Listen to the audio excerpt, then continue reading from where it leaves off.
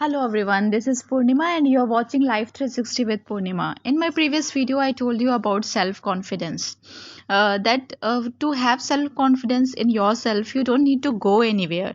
The powerhouse or the source of your self-confidence is within you. And it is not an outside source, rather it is an inside source. It is something which is inherent.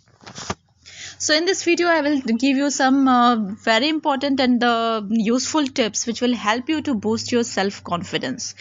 So number one is do not be dependent on others for your confidence. बहुत बार क्या होता है कि हमको appreciation चाहिए होता है. अगर सामने वाला हमको अप्रिशिएट नहीं कर रहा और मोटिवेट नहीं कर रहा तो हम वैसे में क्या होते हैं, डीमोटिवेट हो जाते हैं या फिर हमको लगता है कि हम अच्छा परफॉर्म नहीं कर रहे. बट नो, ऐसा नहीं होना चाहिए. आपको जो है स्टैंडर्ड्स पता है. मैं यहाँ पे पर्टिकुलर चीज़ की बात नहीं कर रही या पर्टिकुलर मैटर नहीं ले रही हूँ, क्योंकि हर किसी को अलग अलग चीज़ों में कॉन्फिडेंस की प्रॉब्लम होती है या फिर कॉन्फिडेंस उनका अच्छा होता है.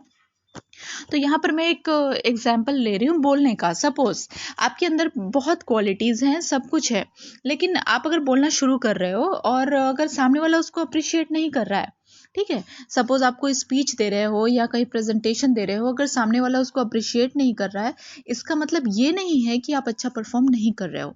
आप एक बार अच्छा परफॉर्म नहीं करोगे, आप दो बार अच्छा परफॉर्म नहीं करोगे, बट ग्रेजुअली एक टाइम आएगा जब आप अच्छा परफॉर्म करने लगोगे, अगर आपको ये बिलीव है कि आप कर सकते हो. So the whole secret is believe. The whole secret is believe in yourself. क्या होता है कि हम देखते हैं कुछ ऐसे पोइट्स रहे हैं, राइटर्स रहे हैं. मैं मिल्टन की बात करूं, जॉन मिल्टन की बात करूं, तुलसीदास की बात करूं, दे वर ब्लाइंड. उनके पास तो क्रोड्स ऑफ रीजंस थे कि वो बुक्स को ना लिखें, वो पोइट्री ना लिखें, वो किताबें ना लिखें. बट क्या उन्होंने वो क्रोड्स ऑफ रीजंस को सेलेक्ट किया या फिर उन्होंने अपने कॉन्फिडेंस को सेलेक्ट किया कि they believe themselves that yes I can do this.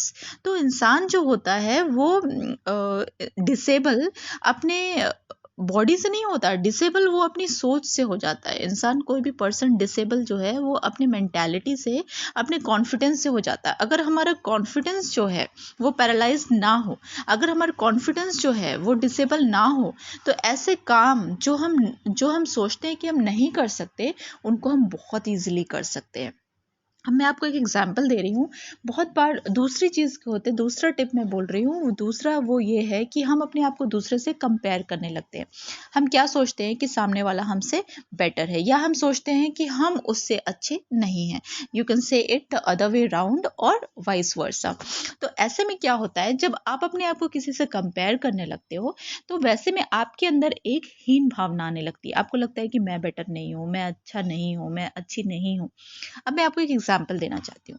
मुझे ये बताइए कि अगर आपको चलना है तो किसी दूसरे का पैर कितना भी अच्छा आपको क्यों ना लग रहा हो, ठीक है, या फिर मैं अदर वे में बोलूं कि अगर आपको देखना है, if you want to see something, और किसी दूसरे की आंखें आपको बहुत अच्छी लग रही हो, अरे यार उसकी आंखें तो मुझसे अच्छी हैं, तो वहां पर यूज किसका आएगा? अगर आपको देखना है तो आप अपनी ही आंखों से देखोगे ना, दूसरे की आंखों से थोड़ी ना देखोगे.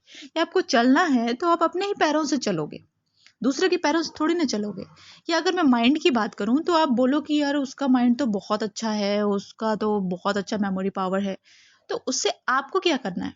अगर आपको एग्जाम देना चाहते हो या फिर आप जॉब कर रहे हो, तो यू रिक्वायर योर माइंड. आपको दूसरे की जरूरत उसमें नहीं है, ठीक है.